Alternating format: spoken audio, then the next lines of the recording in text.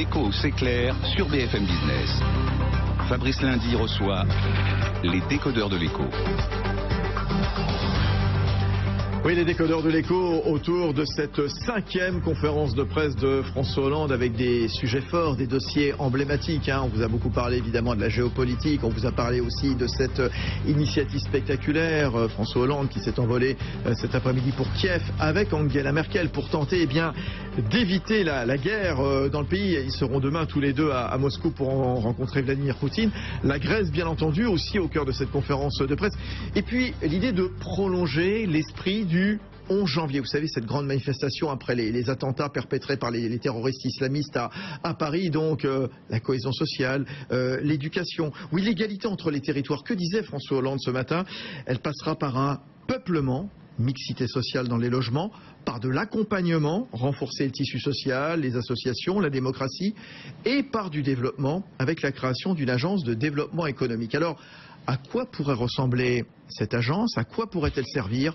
On voit ça avec Jean-Baptiste Huet.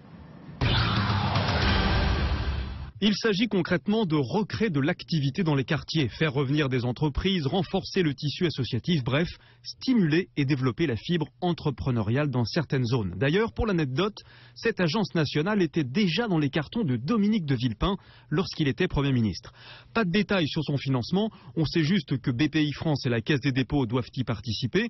Côté fonctionnement, c'est encore flou. La BPI nous indique que l'agence devrait plutôt être une interface entre les différents services de l'État. Dans le tissu associatif, on s'interroge sur l'opportunité d'une telle agence, à l'image de Daniel Yerso, qui organise notamment les Jeudis de la stratégie et qui dirige Outre-mer Network.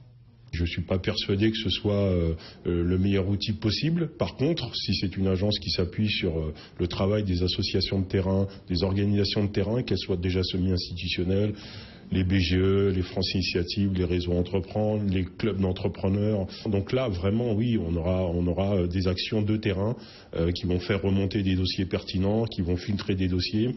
Et là, on pourra, avec très peu de financement, faire des vraies choses et des vraies actions. Une agence pas encore née mais qui soulève déjà de nombreuses interrogations. Encore une agence de l'État. L'inspection générale des finances en avait comptabilisé plus de 1000 et en plus le gouvernement s'est lancé dans un travail de coupe claire. François Hollande affirme qu'elle sera comparable à l'agence pour la rénovation urbaine, l'ANRU, et justement, pour le patron de l'ANRU, François Pupponi, que nous avons joint cet après-midi, même si ce projet va dans le bon sens, il aurait suffi selon lui de renforcer les pouvoirs de l'ANRU. Pas besoin d'une nouvelle entité. D'ailleurs, sur le plan administratif, il existe déjà une structure similaire, le Commissariat général à l'égalité des territoires, qui regroupe 320 fonctionnaires rattachés au Premier ministre. Voilà, explication, reportage de Jean-Baptiste Huet. On est toujours avec Emmanuel Le Chip, avec Véronique Jérôme et j'accueille Aline Tacite. Bonsoir. Bonsoir. Aline Tacite, fondatrice du salon Boucle d'Ébène, salon de coiffure à Bagneux dans les Hauts-de-Seine. Et puis le salon Boucle d'Ébène qui est une association en fait qui a permis l'émergence de centaines de prestataires de services dans les quartiers. Une association donc qui vise à inciter à l'échange, au partenariat interculturel donc avec des gens venus de l'outre-mer, venus de l'Afrique. Vous allez nous raconter votre parcours entrepreneurial dans un instant. Simplement, Emmanuel Le Chip, on entendait Jean-Baptiste Huet, voilà. Encore une agence, voilà. Ça va servir à quoi? Ça va être financé comment ce truc? Effectivement, on voit bien qu'on en a déjà beaucoup. On se demande si on avait bien compris qu'on avait déjà une structure qui faisait à peu près le même travail. Donc là, j'ai envie de dire qu'on est dans la réponse réflexe, c'est-à-dire que hop, un problème, une agence. Et effectivement, c'est sans doute pas de la conférence de François Hollande l'aspect qu'il faut retenir le plus, même si ça semble, comme ça sur le papier, être un des plus concrets. Oui, Véronique Jérôme. J'ai peur qu'on soit dans la volonté de faire une politique de la mixité au sens quantitatif du terme. Et le problème de la mixité, parfois on le règle en regardant le territoire comme le centre et la périphérie. Et les problèmes de pauvreté aujourd'hui, ils sont essentiellement concentrés dans, s'il y a quatre circonférences, pourrait-on dire, l'extrême centre, les très riches dans les villes, dans les très grandes villes, la proximité de ce centre, les très pauvres, la petite couronne, les classes moyennes, et puis l'extrême périphérie, là au niveau des pauvres. Et si on a cette mixité, et si on laisse les pauvres éloignés du centre, eh bien on va avoir des occasions finalement pour eux d'être à nouveau plus pauvres. On va créer des trappes à pauvreté. On ne va pas aider véritablement finalement les classe pauvre entre guillemets, j'aime pas trop le terme parce qu'on est toujours le pauvre de quelqu'un de toute façon, mais les plus pauvres ne pourront pas s'en sortir, ne pourront pas accéder, grâce à un ascenseur social, mais quel est-il ici, on ne nous le dit pas, à accéder à la classe moyenne. Et en même temps, je vois un parallèle assez fort se réaliser avec le vote FN, parce qu'il est vrai que le vote FN progresse justement dans ces endroits où on a un criant déficit de richesse de la part des agents. Donc là, c'est un problème pour lequel on n'a pas de solution. L'agence, il n'y a pas de financement proposé, et cette mixité, on connaît déjà le problème. Aline Tassil, vous êtes chef d'entreprise à Bagneux, dans le département des Hauts-de-Seine. Vous avez créé votre boîte, où vous aidez d'autres chefs d'entreprise à en créer également, issus de ces banlieues. Donc Bagneux, en effet, pas très loin d'ici, mais enfin bon, il y a des cités à Bagneux, hein, c'est ça. Oui, donc, qu'est-ce que vous pensez d'une telle initiative de créer une agence de développement économique? Alors, si effectivement ça va dans le sens d'informer encore plus les jeunes issus des quartiers et autres à développer leurs propres entreprises, pour moi c'est positif. Maintenant, après, dans la façon de le faire, tout dépend de la façon dont c'est fait, mais dans l'initiative en tout cas, c'est toujours intéressant d'avoir un accès encore plus facilité à l'information pour pouvoir développer concrètement son entreprise et l'emploi. Vous prodiguez des conseils à de nombreuses jeunes femmes qui ont créé leur boutique. C'est quoi la difficulté de créer sa boîte, son entreprise en banlieue? Racontez-nous, Aline. Qu'est-ce qui manque? Qu'est-ce qui manque? L'information, je pense. L'information.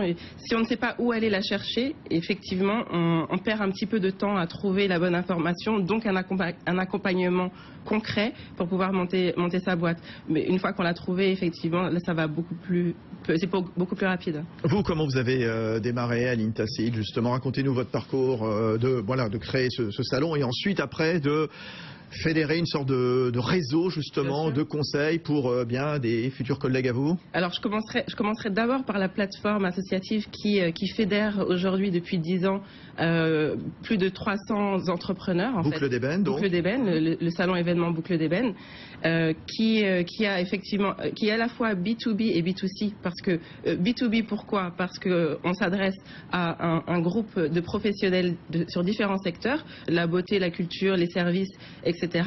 Et B2C également, parce que le consommateur final, se rendant sur ce salon, trouve l'information et les professionnels qui répondent à un certain nombre de besoins. Donc autour de la beauté, mais pas que.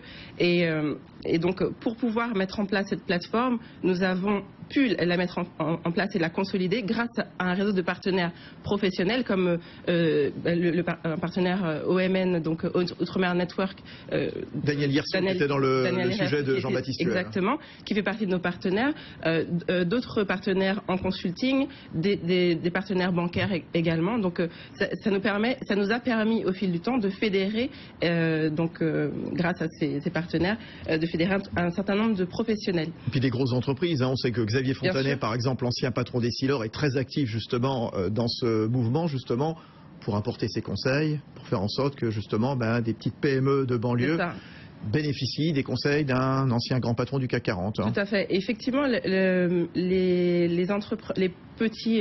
PME, on va dire, quand elles démarrent en banlieue, c'est pas forcément un terrain sur lequel elles vont rester, au fait, pendant tout le long de leur développement. C'est peut-être comme moi, par exemple, je prends mon cas, j'ai donc parallèlement au salon Boucle d'ébène, j'ai développé ma propre activité de coiffure afro-naturelle, et j'ai commencé donc à Bagneux, au sein des quartiers, et je me rends compte que ce n'est pas un frein pour un développement sur Paris ensuite, puisque ça fait partie de mon développement, et donc pour moi c'est compatible. Et quelle expérience, quel attrait, quel acquis vous regardez justement de cette création en banlieue pour ensuite vous installer ailleurs? Pourquoi vous ne restez pas finalement en banlieue, au fait?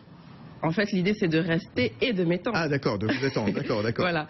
Ouais. Donc, parce que il faut quand même nous expliquer, et c'était au cœur aussi des propos de Manuel Valls quand il parlait d'apartheid, j'imagine dans la pensée de François Hollande ce matin, de l'importance de créer des emplois, de maintenir de l'activité en banlieue, dans les quartiers. Oui. On sait des quartiers où il n'y a plus grand-chose finalement. Il y a encore une pharmacie, puis après elle s'en va, il y a un bar tabac, et puis il s'en va, etc. Il n'y a plus rien là-bas. Moi, je pense, selon ma propre expérience, je pense qu'il y a beaucoup de choses à faire en banlieue et de plus en plus de jeunes, si j'en prends l'exemple sur le salon Boucle d'Ébène, donc des jeunes entrepreneurs qui sont issus des quartiers, mais pas que, ont développé leur marque donc, dans ces milieux-là et trouvent directement, parce qu'il y a un réseau de solidarité aussi dans les banlieues qui n'est pas négligeable au niveau de l'économie. Donc ce groupement, cette solidarité fait que les entreprises se développent aussi.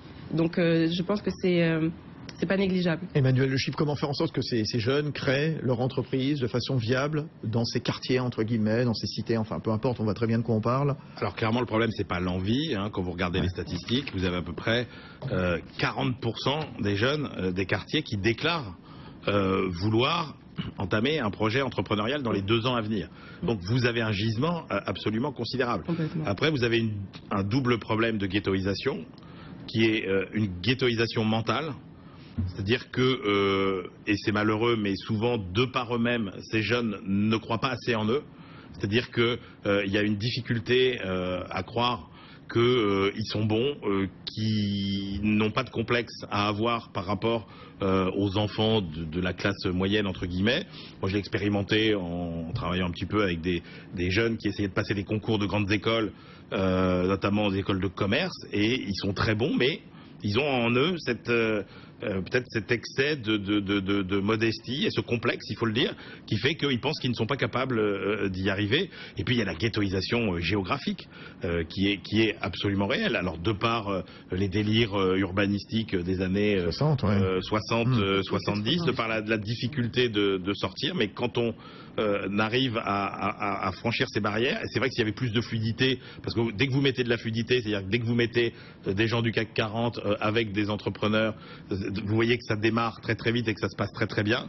Donc moi je pense que c'est cette barrière mentale qu'il faut faire tomber, et cette barrière aussi physique, en rentrant davantage dans les territoires, en faisant rentrer les business angels, en faisant rentrer tous ceux qui font du financement, tous ceux qui font du conseil. Il y a une double chance pour les quartiers aujourd'hui, c'est qu'on va rentrer dans l'ère du service, et qu'il y a énormément d'idées, d'activités qui peuvent se développer. Dieu sait s'il y a des services qui manquent encore plus dans les banlieues qu'ailleurs, et Dieu sait si la révolution digitale peut aider aussi à développer, avec peu de moyens et beaucoup d'imagination, des tas d'activités qui vont rendre des grands services à tout le monde. Et donc voilà, on a plusieurs opportunités, et il n'y a qu'à, j'ai envie de dire, allez, donner un petit coup de soufflet sur les braises pour que tout ça... Mais dans le bon sens du terme, absolument. Bien sûr. Oui, bien sûr. Emmanuel Le Chypre, on va vous retrouver dans un instant, c'est bien, c'est optimiste, on va retrouver Véronique Jérôme, et puis Aline Tacite, chef d'entreprise, donc dans le département des Hauts-de-Seine, et puis au-delà, bien entendu, puisqu'elle veut